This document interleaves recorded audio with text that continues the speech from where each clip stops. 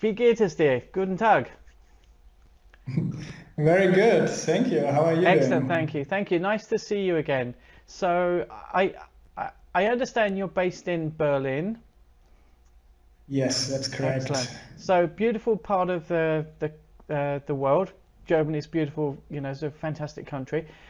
I thank you for joining us today. So I have a few questions about artificial intelligence. I understand that's the area that you hmm guys are very much involved in. And hmm before I get into that, though, I want to just touch on briefly a subject that's very close to everybody's mind around the world, and that is the coronavirus, COVID-19. hmm How's that affect? What's the current status in Germany these days? Are you still in lockdown, or is it what's the status?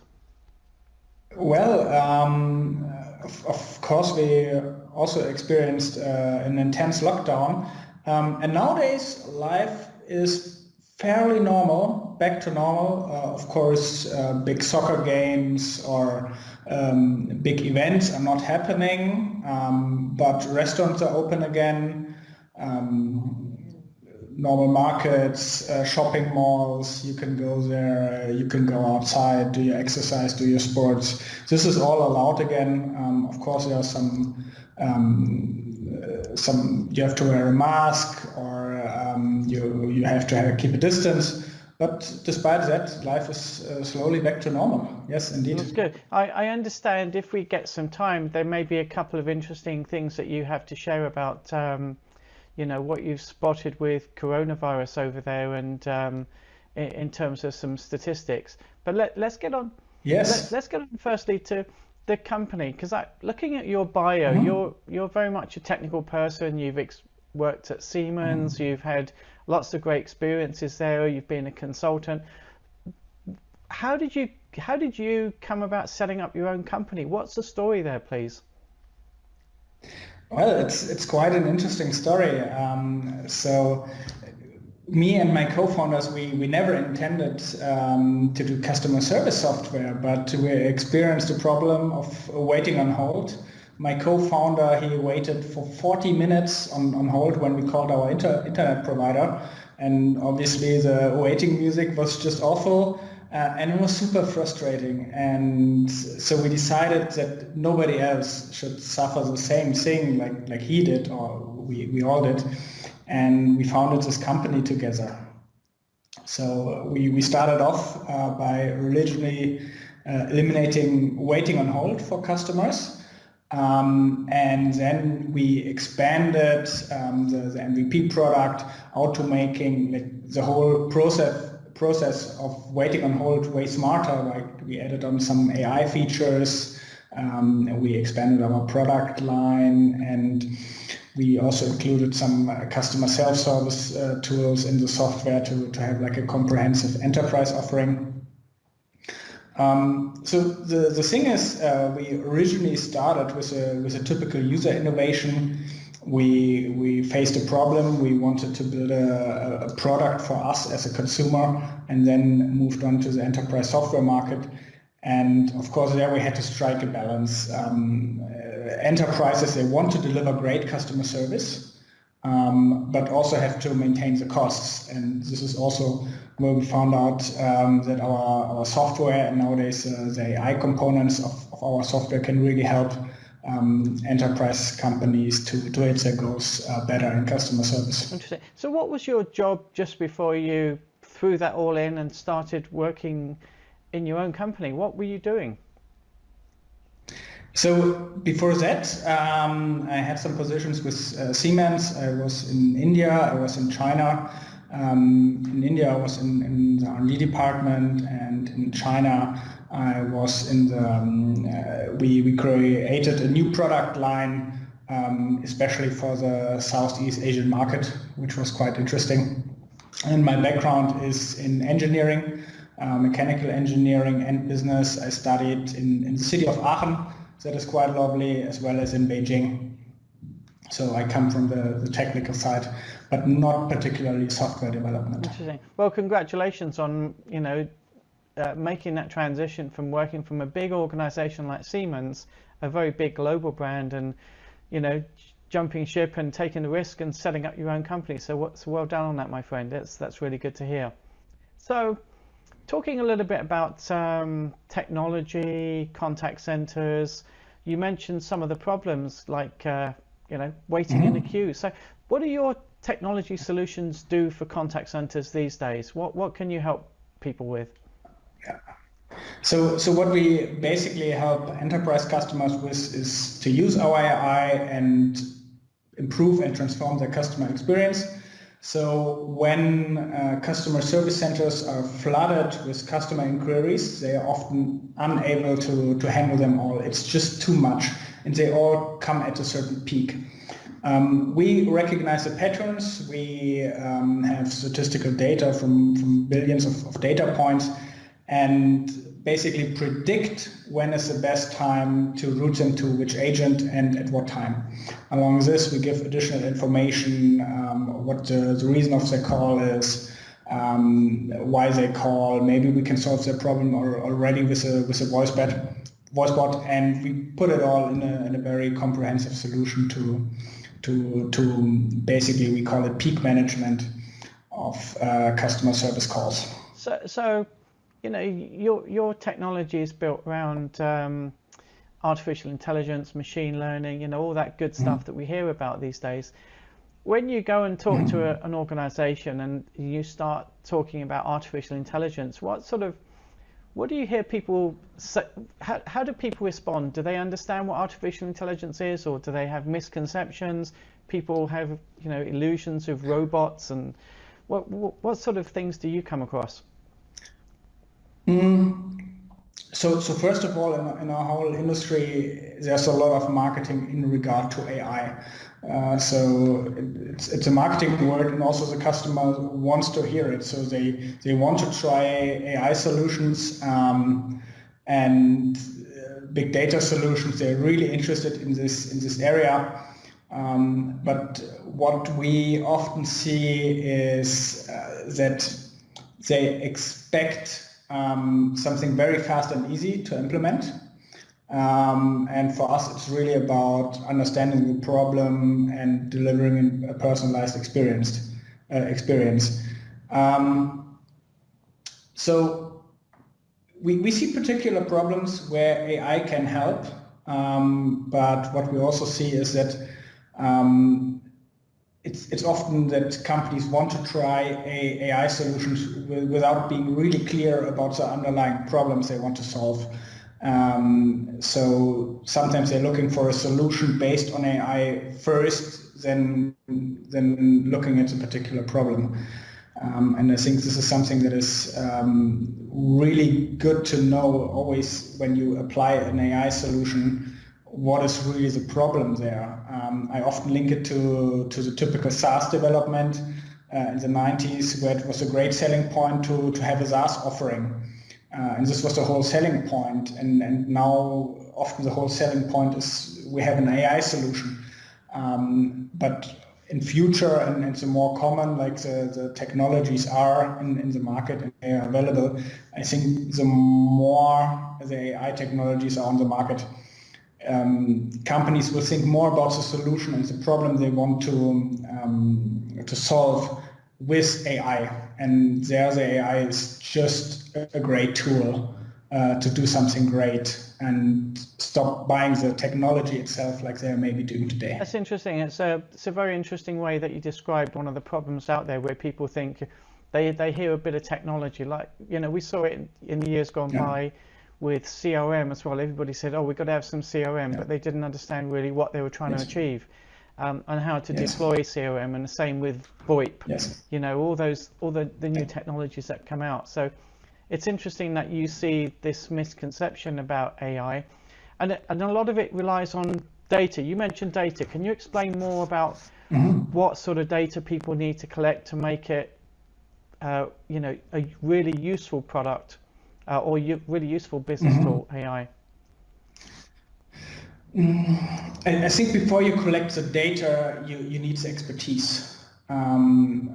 So what we do at our company, we have people who build up service centers themselves. They control the workforce planning, the routing, and they have a deep understanding of the problems and the whole operating ground. And I think this is really something you have to build first. And I think a lot of companies have this, given they are doing it for many, many years. And then really look for the AI to make it just faster and better, the problems that they are solving.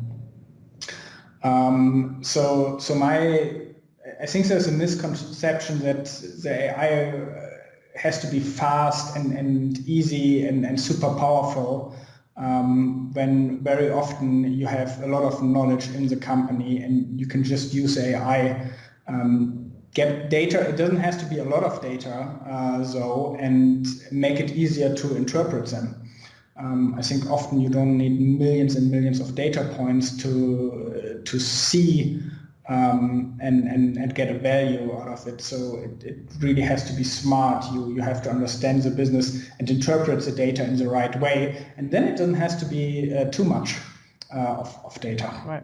So what you're saying is you can't really go today. You can't go out and buy a box and it says AI on it and plug it into your contact center. You need to think about the strategy, what you're trying to do. You also need some data to really think through the process before you jump on the AI bandwagon, so to speak. Yeah. Yes, exactly. One of the things that we've often heard and people ask us about is, the role of artificial intelligence in the contact center. And some people have said, hey, we're going to get rid of all the agents. We're going to go to an AI model. It's going to be so sophisticated, we don't need human interaction anymore. Well, what's your view on that? Really good question. I think, as I said, AI is a super powerful tool, and it's already answering a lot of questions. We just implemented a solution at our customers where the contract cancellation can be operated by a voice bot automatically. An automatic response will be sent via email, and not a single agent has to touch this matter, not even check on it. It's handled all automatically. So for these kind of standard requests, I think AI will help and replace a lot of services in the contact center. But what I'm hearing more and more from the market is that a lot of companies are using their contact center also as a sales and marketing tool. And given that we are now in a very globalized world where you can purchase basically any product from anywhere in the world and you can hardly differentiate your product. If I think about electricity, the power is coming from the plug, right? It's the same product from every company. It's more or less the same price from every company. Online marketing is well understood all over the world, so there's also not the differentiator anymore, like maybe 10 years ago. So what can you really do to stand out? And this is the customer service. If people experience a great customer service, they will stay with the brand. And if they don't experience a great customer service, they are not staying with the brand.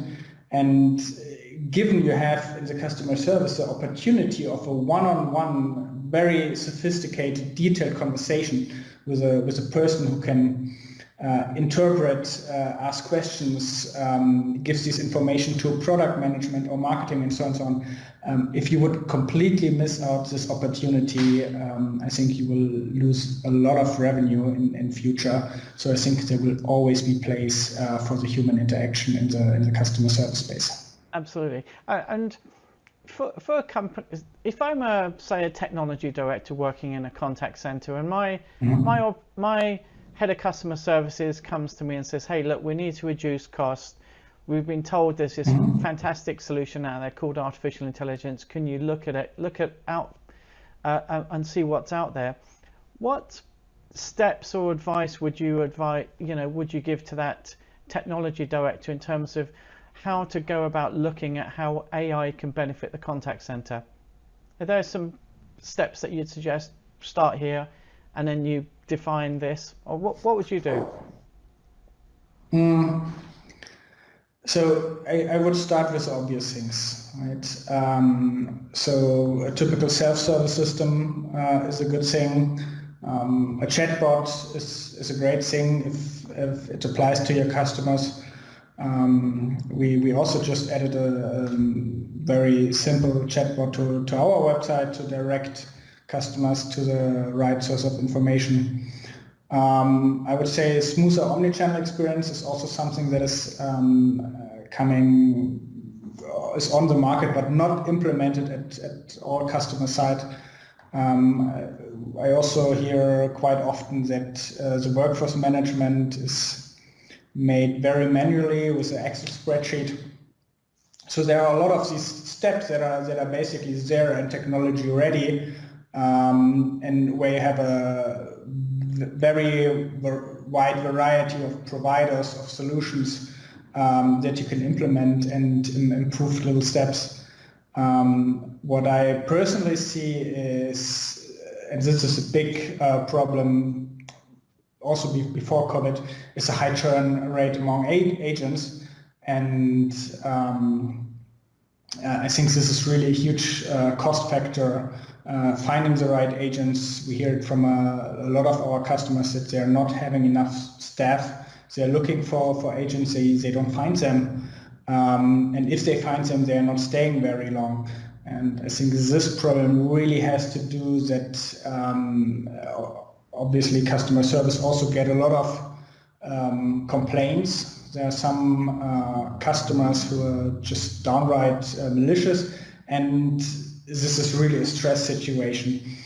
And if there would be a solution to make the life of agents better, I think this would be a really great step to be in a long term more competitive in your customer service and get the people and keep the people you have there, and try to use AI to make their life better, since in the end they are also revenue drivers, as I just said.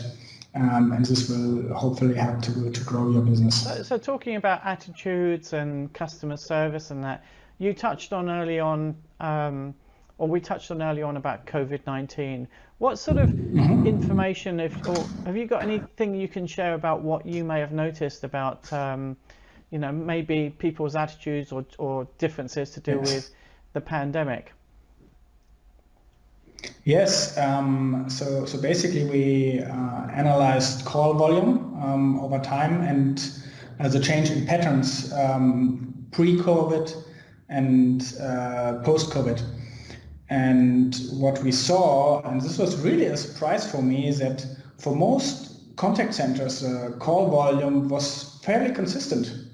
And there wasn't a big trend across industry.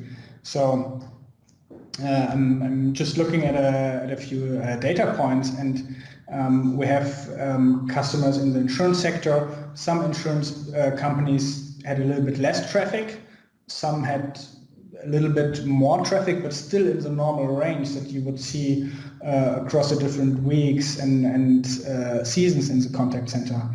And obviously there were a few outliers, like in the medical space, for example, where you really see a huge, tremendous difference. But the call volume itself was fairly consistent for a lot of our customers. And what I found even more interesting, that the arrival patterns in before and after COVID-19 didn't really differ significantly. So the pattern of the call volume is still fairly similar to what was pre-COVID. And this is a really interesting finding for us, since we're also using simulation to optimize the timing and better flatten the peak curves.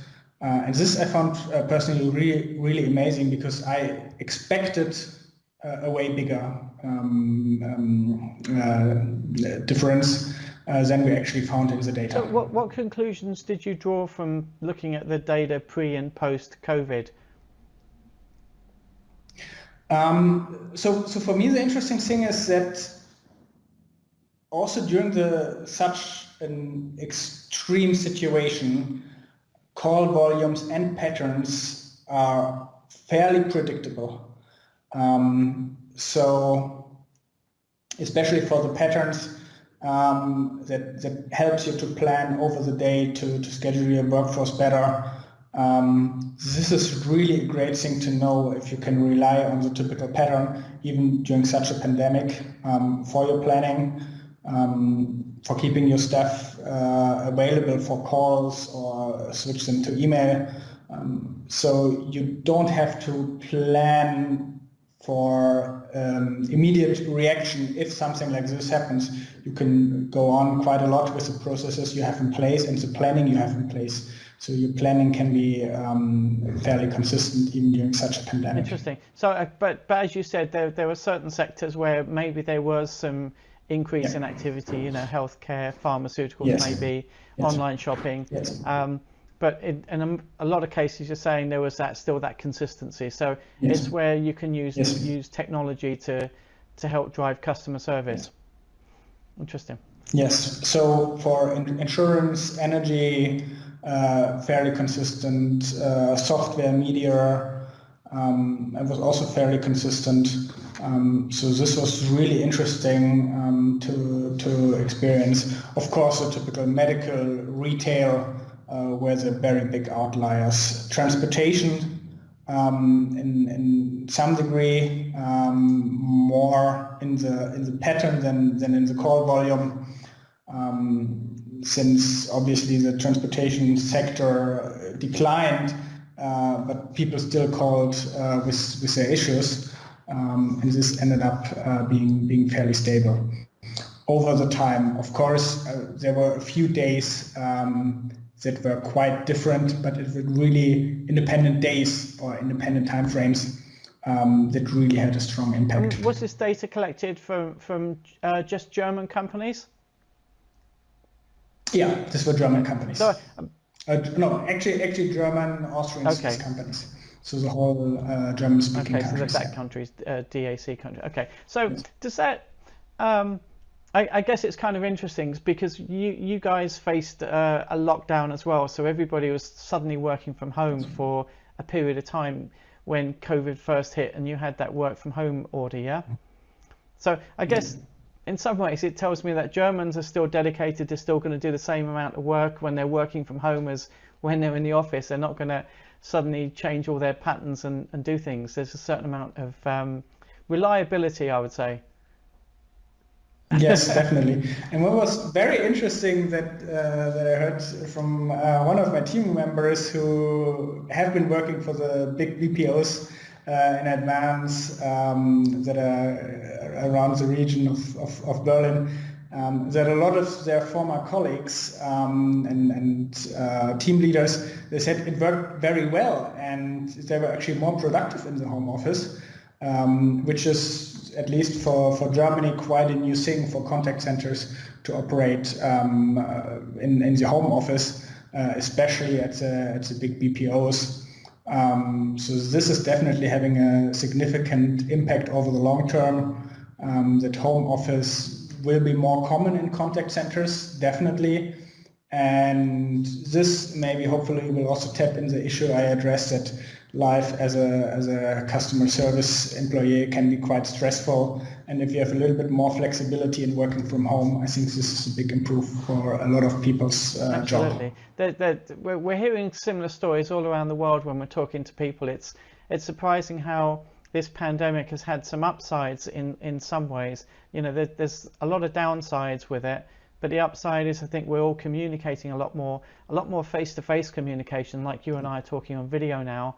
And a lot of people who are working from home are thinking that's actually working out pretty good. And companies, I think, as we move forward and we get past this pandemic, a lot of companies will probably still have a core team, or maybe even most of their team working remotely because it's more cost effective. Yes. You know, you're not paying a big office and paying for big centers and heating and lighting when your staff are enjoying working from home. So interesting benefits. Going back to, you know, you guys and artificial intelligence and technology, where do you see AI taking us? Where do you see the next big evolution or revolution when it comes to artificial intelligence in contact centers? So I know the English-speaking markets are a little bit ahead to the rest of the world in regard to voice recognition. I think this is really a big thing. Voice bots, automating tasks within the IVR, connecting it across channels. So the traditional IVR menu, like press 1, press 2, press 3, at least here in Germany, that's still the common thing. And to have a more natural conversation with a computer voice, like you're talking to an Alexa, this will be more common. And linking the data and insights across different channels, this will really be a big thing and will change customer service quite a bit. I would believe you won't have the big teams anymore, but more specific individuals who are very knowledgeable. So there's this ongoing trend from a mainstream contact center to a more sophisticated specialist dedicated to have a deep conversation with you. Interesting, interesting. This has been a fantastic discussion, my friend. It's really nice to talk to you, Jens, and all the way from Berlin in Germany.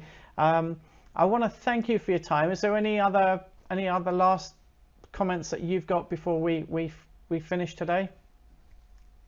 Yes, thanks to you. I really appreciate you having me here and giving me this opportunity to share our insights. And I always enjoy our conversations. So I'm happy to talk with you. And thank you very much. You're welcome to join us anytime on any of our discussions, my friend, and pass on our regards to your team there. Please, all of you, stay safe. We're in uncertain times, so stay safe. Continue to do what you're doing. You know, we're really pleased to have an opportunity to constantly learn what you guys are doing. So stay in touch as well, my friend. Thank you very much. I really appreciate it. See you soon.